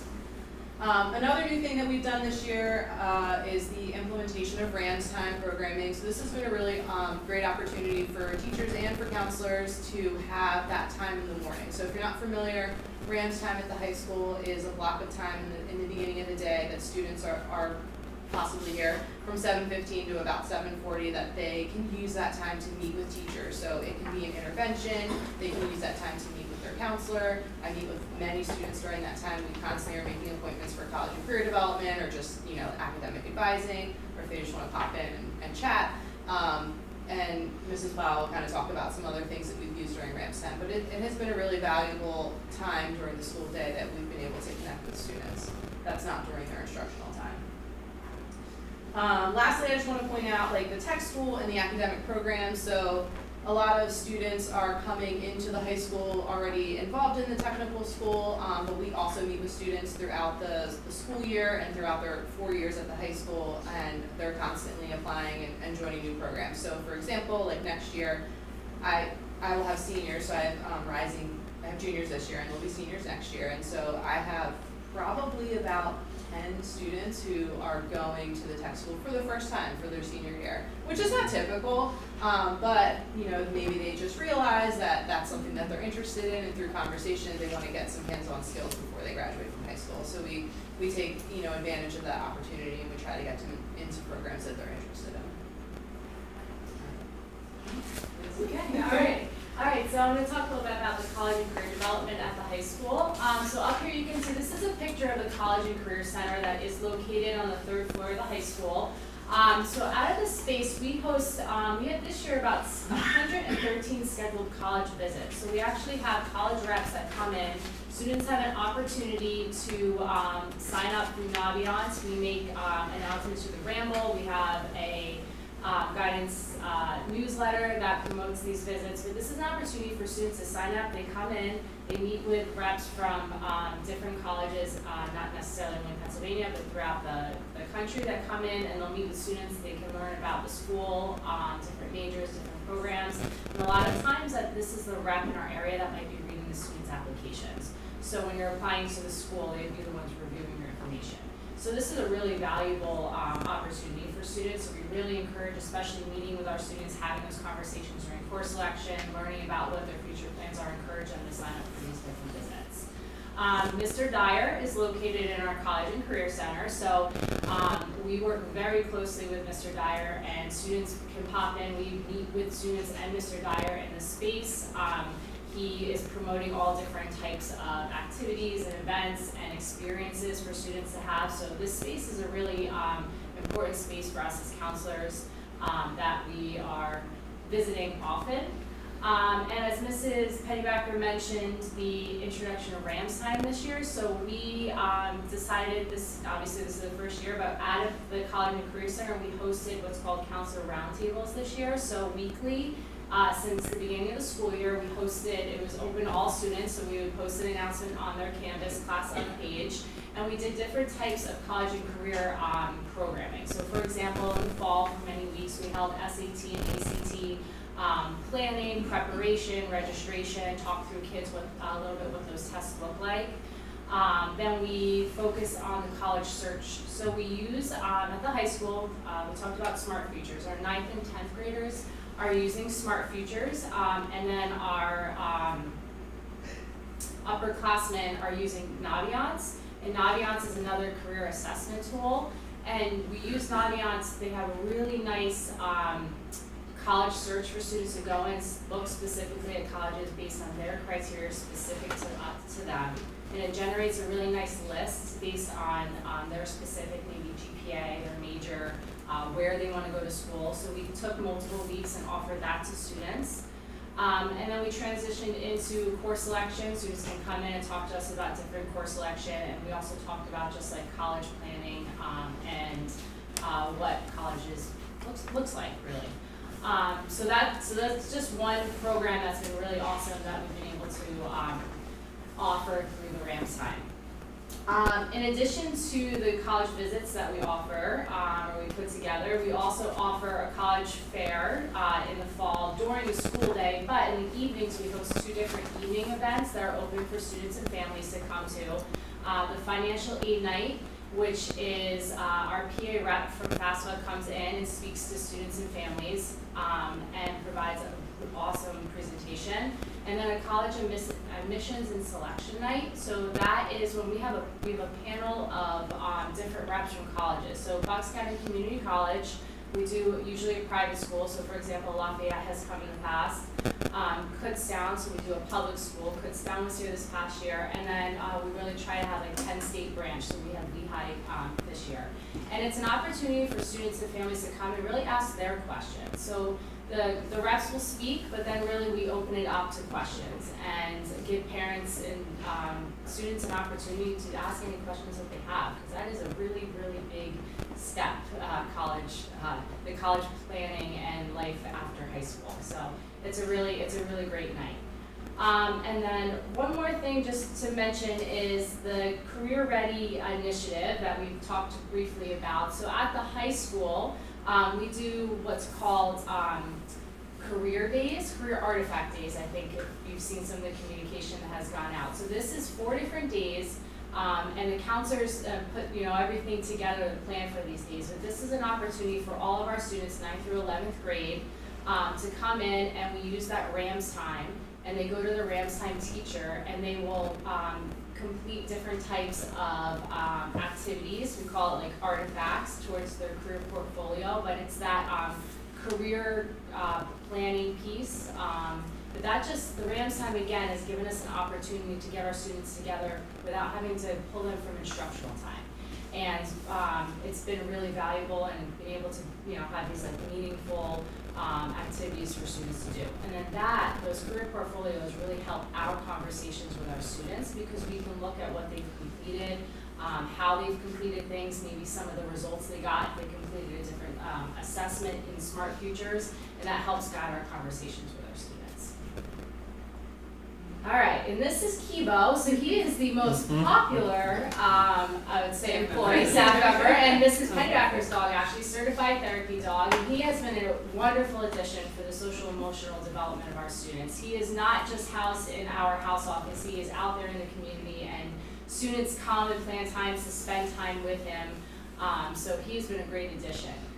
Just the social emotional, just at the high school, just want to talk about two big programs that we have for all students. So Link Crew, which the counselors have play a role in just helping with the transition of students from 8th grade to high school, which is a huge transition for students, not only emotionally, developmentally, but it's just huge. Like, the high school is a big place, and we want it to feel not so big. We want it to feel like home. That's our goal with our students, is to make them feel like they're part of a school, a really awesome school community.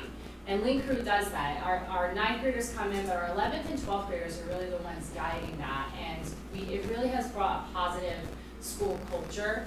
That, and then our club days that we offer in the fall, our conversations with our students, it's a really big piece, getting involved. Like, that's really part of it, especially in the beginning when we're starting to get to meet our students in 9th grade. Like, get involved. What are things you like? It doesn't have to be like the volunteer club. Do you like gaming? There's a gaming club. If you like, sports, get involved with the sports team. Or there's a huge performing arts, and they do wonderful productions, but there's so much behind the scenes that you don't see. So that is a really big piece of our students coming over to the high school, and how can we make them feel like it doesn't feel so big. And as we mentioned, the individual meetings, we've had over 4,000 individual meetings with students, but part of those, it's not only the academic and the career post-secondary conversations, but a lot of short-term problem solving with students. A lot of our students are maybe presenting for the first time, and that can be nerve-wracking. So students do come down and we talk through, like, what are some ways to feel more comfortable getting in front of your class? How did you prepare for that big test that's coming up that you're so nervous for? AP tests, how did you prepare? There's the AP level, as many students are taking for the first time, that's a college course. So they may not have studied before, so talking through the different supports that might be available for that. And then the relationships and peer mediation, that's also part of the conversations that we have with our students. The collaboration piece, which is huge and has been mentioned multiple times before, but we are lucky at the high school to have wonderful crisis counselors available to students. We have a student assistance program, so our SAP program, we work very closely with those members and our house principal to make sure our other counselors to make sure that the students are getting the supports that they need.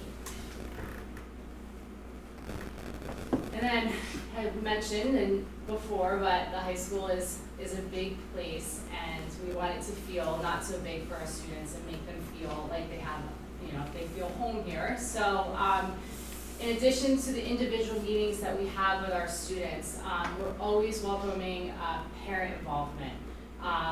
Parents are a very, very big piece of this puzzle, throughout high school, through K through 12, and also after high school. But we're always encouraging parents to be involved in our conversations, the academic planning, the course selection piece, the college piece, the career piece.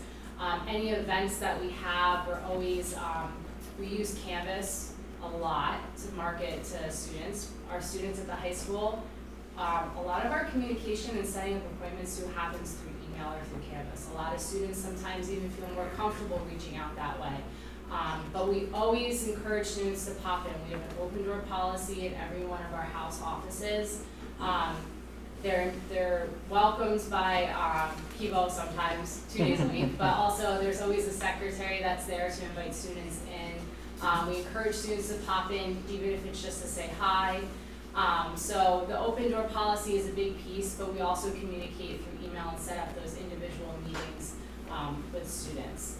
And then the collaboration with teachers and staff.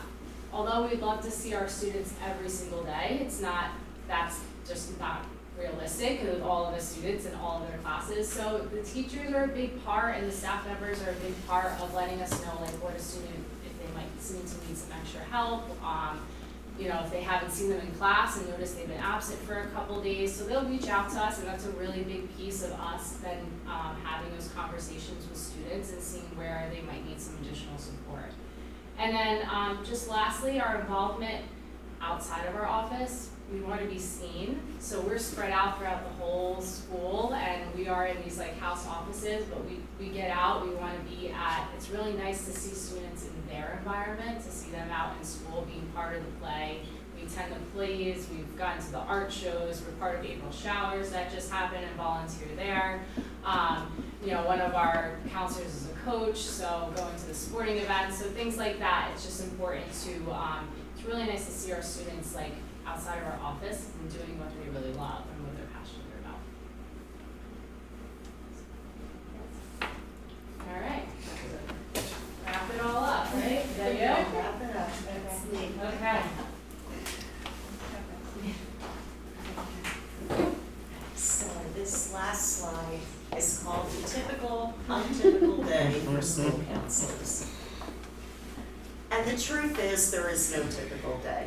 Some days are a little more involved than others, but the point is, we're working with human beings, and you've got to be able to pivot and kind of triage situations, collaborate with others, and what it comes down to is our kids. That's why we're here. That's why we do what we do. So all this chaos, all this pivoting, it's for them. So. I'd like to thank Thank you you. very much. Yeah. You guys put a lot of time.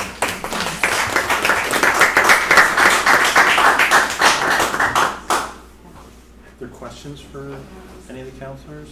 Oh, They've done a lot. Yeah, they have.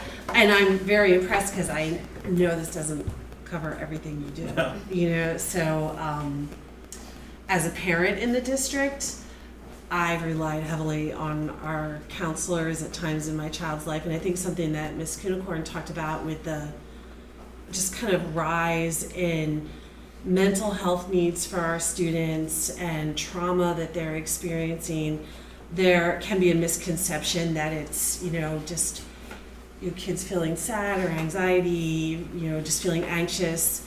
But as a parent from what everyone would consider a very normal and my kids have struggled at times. And there are a lot of things that resonate in their childhood with me, but there is so much of their world I'm so foreign to. And a lot of it impacts their mental health much more than it ever did when I was a kid. We can behoove the state of the world, but the reality of it, this is where our students are living. And to me, the social emotional learning elements of what we do in school are critical to allow them to learn. Absolutely critical. When I've shared this story publicly before, but I'll share it again. I moved back here after a divorce and it was amicable. There was no fighting, but my kids still really struggled, bursting into tears in the class. And we would not have made it through that first year without the guidance counselor at Grass, who has since retired, but we wouldn't have made it. And she would always take the time, and my kids knew that that was a safe place for them to go, and they worked together and came out of it beautifully. Middle school, whole new world. Again, thought I was prepared, and you're not. My son got in his first fight in middle school, and I'm like, what the heck is it? So you don't understand everything. High school, same thing. Wait till your kids go through a breakup. And social media and being able to see where everyone is all the time after a breakup is just blowing my mind. And so there's a lot of pressure on our students for a lot longer every day than there ever was when I was young. And the trauma aspect of it too, I think, has increased. There's unfortunately a lot more drug use, things like that impact families and are impacting the students. And your family might be from hard work or luck or both, not impacted by it, but your child has a classmate who is. And your students are going to hear about it, whether it's something in your life or not. And for us to not be responsible with that, I think, is a serious miscalculation. So again, I want to thank all of you for your hard work. This was a great presentation. My only question is these numbers, I look at them and I'm like, wow, but you guys have a lot of students you cover. And I know you're talking about different associations that you follow.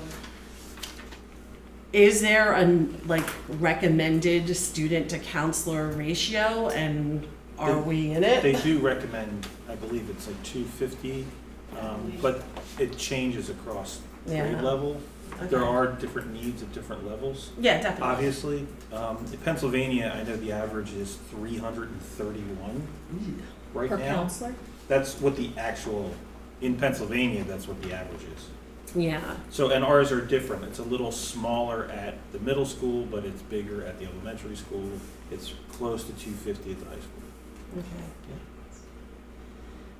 But yes, thank you, and I really appreciate the work you do, and as a school board member, I want to help as much as we can, because I feel like this is very important. I would want to say, like, when I started, I had 600 students and Yeah. just me. I mean, the needs have increased as well, but the Penn School District has really seen the priority by Yeah. having 2 counselors in every middle school, by having the Lakeside counselors to support the crises that happen. You know, so there's the changes that have happened over time, you know, are good, promising, and I think make a huge difference. I'm happy to hear that. Thank you. Yeah, I just want to commend each of you for the breadth of this presentation. I thought it was substantive. I love the whole K through 12 continuum where you're talking about smart futures and how it really ties into chapter 339. And there's a lot of record keeping here that they really didn't go into, but they hang on to these artifacts and just make sure that kids have this in order to graduate. I love the fact that the outreach with the tech school, the partnership is starting in 6th grade and then continues in 8th grade. And the fact that, you know, we still have seniors that went this year. I know one of you mentioned that in your presentation. So I think it's just fantastic. And there's just such a plethora of resources in here that they couldn't go into, do a deep dive on each of them, but things like a platform like Naviance, where it basically the students can fill out their common application for university, the teachers can go in there and complete their letters of recommendation. It's just truly fantastic, and this predates me, but the fact that Penridge has a counselor in every elementary school is just, you know, evidences the commitment that the district has to helping our students. So thank you very, very much. That was an excellent presentation. And Ms. Kunicorn, if you haven't been to a PBIS auditorium over at Cyber, she has a natural calling for just entertainment. So having fun with students when they so. I've witnessed them. Yes. So I'd just like to add, thank you all. The presentation was wonderful. What you guys do from K to 12 and how you work together. Just as a parent, I know that I've worked with Missy and with my kid. Amazing.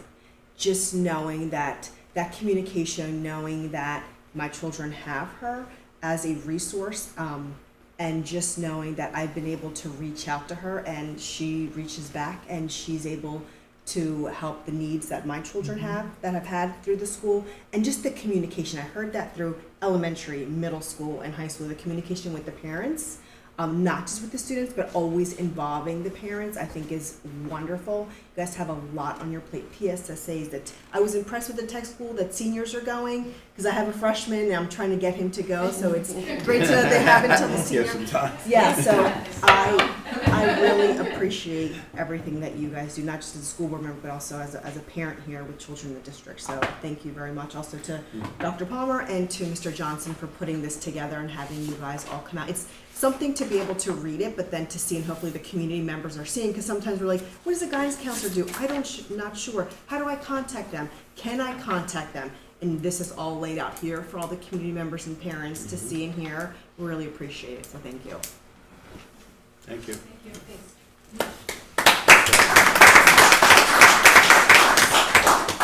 All right, so next we'll move on to Mrs. Dana McCann, and we'll be talking about the high school Unified Team USA Games trip proposal. Hi. So, Angela James here with me because originally I was presenting on her behalf because there was a scheduled unified track meet today, but weather. It's not Thursday. So Angela's here to kind of help us through this overnight proposal. So And if no one's been to a unified track meet, it's fantastic. So much fun. It's a lot of fun. Yes, absolutely. So we are here to share the great news that Penridge has been chosen to represent Team Pennsylvania at the USA Games for Special Olympics in the summer of 2026 in Minneapolis, Minnesota. Going on the road. So this is a huge accomplishment, and it's big. The amount of work that Ange has put into setting up all things unified at the high school, starting with the unified bocce and the unified track, and then adding the unified PE course, and now the upcoming school year adding the unified art and the unified music. She had a dream, and she really dove headfirst and went with everything. So we have been chosen to attend the games in June. The Special Olympics are still working on all of the details of this being next school year. Yeah, they don't like that I ask them so many questions all the time because I need more answers. But so one of the things that we will, I was tasked with selecting 4 partners and 4 athletes. So my first step was to kind of reach out to my parents from my athletes, because I figured those would be the ones that would be most hesitant at giving up their children for 9 days going on an airplane halfway across the country. But they were all in, so that was easy. And then building my unified partners, picking students who I know would be patient and understanding, going away for an extended period of time with students who might struggle. Parents are not with us. It's myself and a male coach, Mr. Altmeyer. So we will take all 8 students. And those are their current grade levels, so next school year they would be 1 grade level above. And all of these students participate in current unified Yes. track. Yes. So we're really working. We had our first full team webinar with Special Olympics and Team PA, where we got to meet the other, they're not students, or adults who are going to be participating. So we are the only high school division of Team PA. So every state will have a high school track and field division. So, and then we will be worked into the schedule and compete with other high schools from across the country that are unified teams. As of right now, we will have monthly meetings. Every other month, it will be a full Team PA meeting. The opposite months, it will just be coaches meeting. The head coach of athletics is a track coach from the lower end of the county. So he and I have made a friendship. He actually taught at my high school while I was there. So we've made really great connections. So he's kind of like my mentor that will get me through. But yeah, we're going to Minnesota, and we're gonna stay at the University of Minnesota in dorms. It's like they turned into Olympic Village, and I have absolutely really no idea what to expect, but it's gonna be big and exciting, so there's that. So overall, with Yeah. this, so for the chaperones, so Special Olympics, they have the requirement of a 4-to-1 ratio of adult to student. So with our 2 coaches attending and the students, parents have been encouraged to attend, and a lot of the parents are wanting to be a part of that. I also know a lot of the high school teachers are saying, oh, we need to start looking for Airbnbs and figuring out how they can go as well. But the cost of the trip is through Special Olympics. So there will be fundraising events that the team needs to participate in, but the overall cost for the trip so I don't remember what was on the next. Security, Yes. Special Olympics takes Yeah. care of it, emergency plans. I am a prepared person, so I will have all of that. One of the things that I'm doing is making sure that I have a lot of clear communication with my parents. I started a Google Doc with like all of the things on it, shared that out with parents so they can see where I'm at with planning, things that are coming up. Our current task is to make sure everyone has either a passport or a real ID for travel. Oh, Yeah, I forgot and That started Oh, today. that already isn't it? started. Yeah, Yeah. it started today.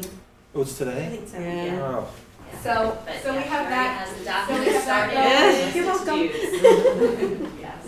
Um, So.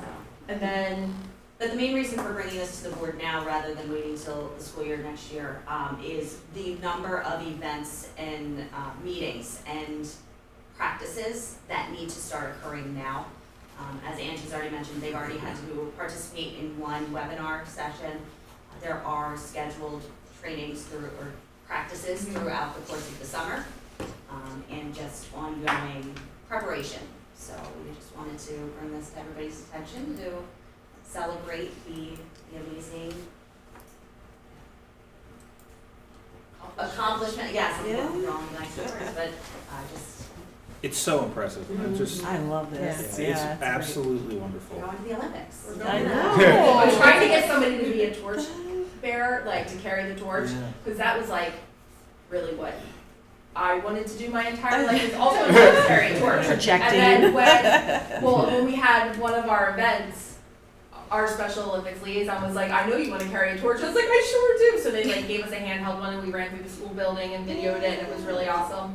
But now to kind of go to this huge stage, it's also a really great opportunity to show my athletes what is available to them after Yeah. high school. That, you know, you might be finished with Unified when you're 22, but we look at all these other people that are still competing. So we will travel with athletes that are 18 and older.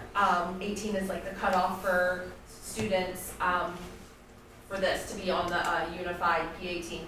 But there are athlete coaches that are going, that are coaching softball and other sports. So it's really going to give them the opportunity to see what's available to them and how far they can reach when they become adults.